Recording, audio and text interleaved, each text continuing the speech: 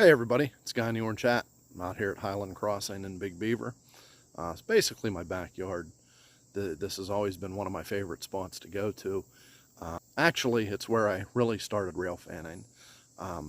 My first good catch was 4002 and 4004. The Norfolk Southern black mains. One was Tuscan, one was blue. And it was 4004's first revenue run after it came out of the paint shop. Came into Conway, got put on a train, and had 4002 leading it. They sent it west. I was lucky enough that I was here to catch it. Guy that I knew that worked for the railroad, he gave me a heads up on it. He was actually the one that brought it into Conway. So that was pretty cool. But this has always been one of my favorite spots, and I picked to come down here today because it's very reliable.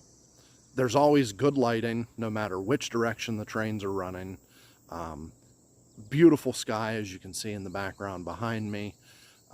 Nice rolling farmland. It's just a really great spot that I really enjoy coming to. So today, I decided that I wanted to do something a little bit different. It's not that I've been getting bored in rail fanning, but I just don't feel the same excitement that I used to get. And I decided I wanted to do something a little bit different, make it a little more interesting, make it a little bit more challenging. So I wanted to try to replicate some vintage looking pictures. And what I found was with the high image quality of today's modern digital cameras, I just can't get the look that I'm going for. I put it into Lightroom, I put it into Photoshop, and no matter how much work I do to it, I just can't get the look I want. So I got out my old Canon F1 and I started shooting 35mm again several months ago. And I've really enjoyed doing it. It's been a lot of fun. It's been a really interesting learning curve. I figure it's been about 25 years since I've actually shot film. So it's not that it was something new to me or unfamiliar to me. It's just something I haven't done in a really long time. So relearning how to do that and how to use that camera and make nice pictures with it has been very enjoyable to me. But again, even though it's 50 years old, actually over 50 years old now, the Canon F1 is a really high quality camera that takes fantastic pictures, very sharp, very clear. And even with it, I can't get the look that I'm going for. So what I decided was, if I wanted vintage looking pictures, the only thing that I could do is start using a vintage camera. So that's why we're at Highland today. At home, I've got quite a few old cameras that I've picked up over the years sitting on the shelf, just kind of as something neat to have with no expectation of ever using them. But now, having looked them over and gone through them, I think that most of them are very functional pieces. So I decided that's what I want to do. I want to learn how to use some of this old technology. Film isn't necessarily available for all of these cameras. So some of them I was able to buy adapters that people are making. Some of them I've adapted myself that I can put modern film in them. What I brought out today is a Kodak Brownie 2A Model B box camera. It dates from the early 1920s. So this camera is about 100 years old anyways. I went through all the internals. Everything seemed like it should function as it should. I did a cleaning on the lens. I did a cleaning on the viewfinder. Unfortunately, the silver has clouded on the viewfinder, so it's a little tough to see out of it. But I think it's something that I can make work. I put it back together. I put some adapters on a spool of film. I put it in, and we'll see what happens. I think I heard a horn that I thought was New Galley, but apparently it was McKinley, because I think I hear the train coming now. Yeah, I hear it coming through Highland Cut, so it's going to be appearing on the bend here behind me.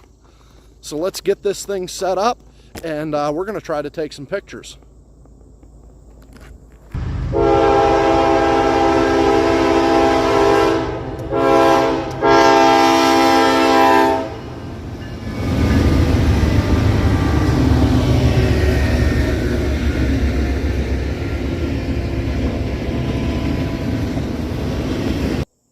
that intermodal got here a lot quicker than I was expecting.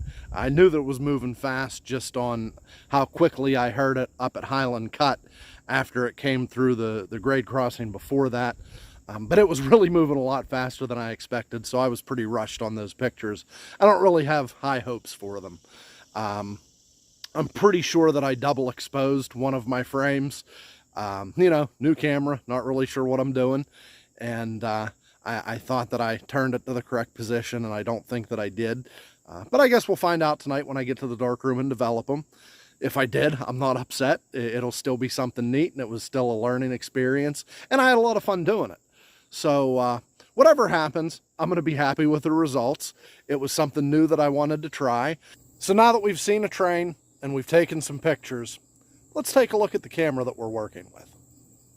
So what you have with this camera is a window in the back that'll show you how many exposures you've taken. I partially wind it in between the frames just so that I know that I've shot it and haven't wound to the next one. That way I don't miss an exposure or create a double exposure. On the top of it, you've got a little tab here for your aperture. That's for a small aperture.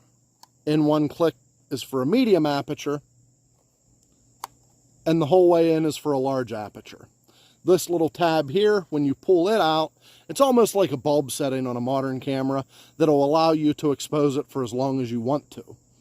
This little window is your viewfinder for this hole here for a vertical format image.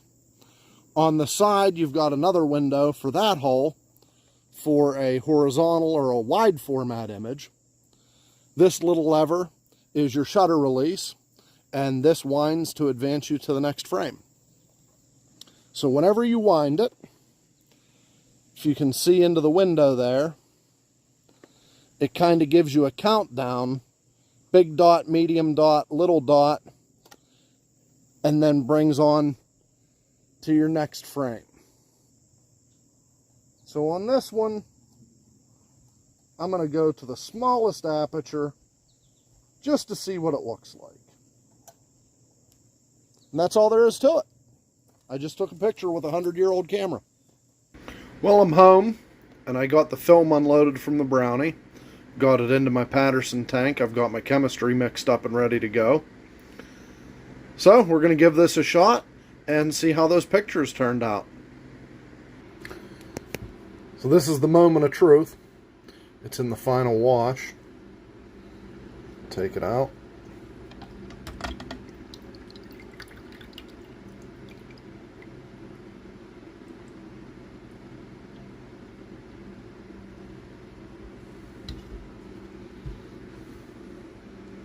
Let's see what it looks like.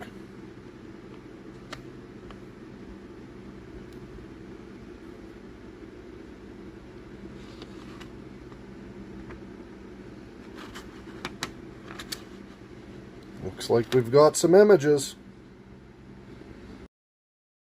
Turns out I didn't double expose some of my images. I triple exposed all of my images. This camera is not the format that I thought that it was going to be.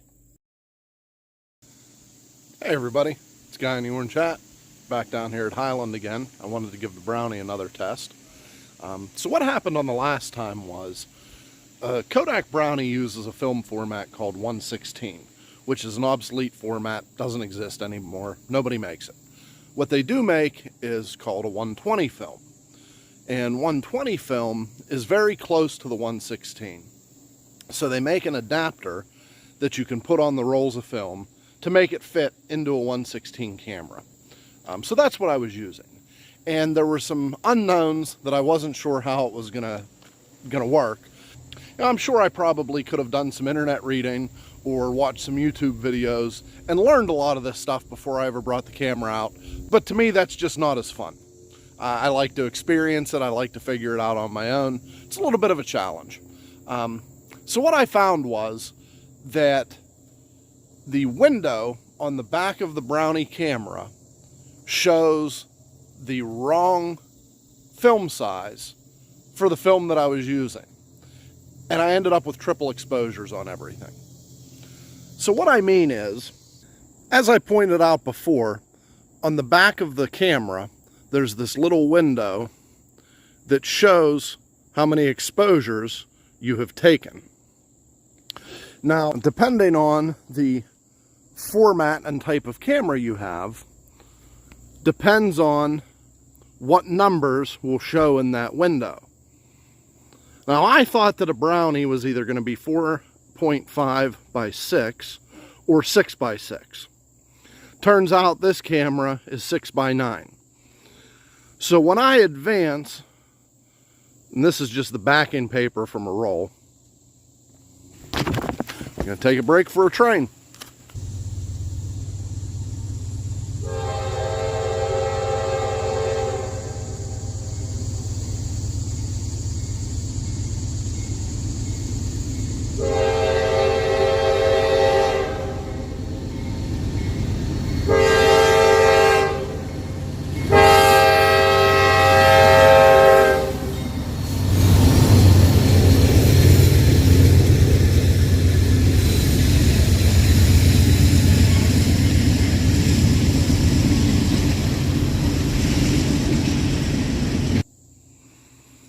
When I advance this through the camera, again, depending on the camera that you have and the format that it is, you'll see these numbers through the window telling you your exposure.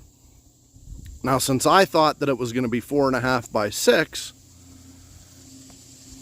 it just confirmed that to me when I saw those numbers on the top through my window. Turns out that my camera is the 6 by 9 format, which is the numbers on the bottom. Since mine is the numbers in the bottom, but the ones in the top showed through the window, I ended up with a bunch of triple exposures. So what I figured out was, hopefully, and that's what we're testing now, is that since the top number is what shows on mine, I could correspond that with the correct place on the bottom. I had a lot of fun doing this, and you know, I don't really care what the results are going to be. It was something new. It was something different. I'm using a 100-year-old camera. So what's not to love about that? It's a beautiful day out here at the tracks. No matter what happens, it was a lot of fun, and I can't wait to try it again. But tonight when I get into the dark room and see how I made out, I think I'm going to be happy with the results, no matter how terrible they might be.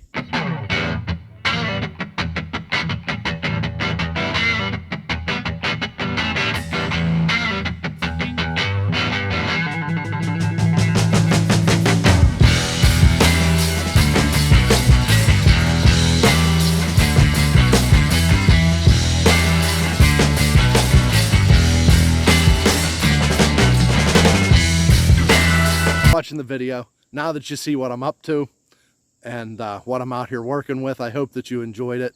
And even though I haven't been developed yet, by the time you see this outro, we'll all have known how I did today. Hopefully it was something good, but if not, who cares? But I hope you'll stop back, check us out again, see what I bring out for the next adventure, because it's going to be something different too. Look forward to seeing you then. Thanks for watching.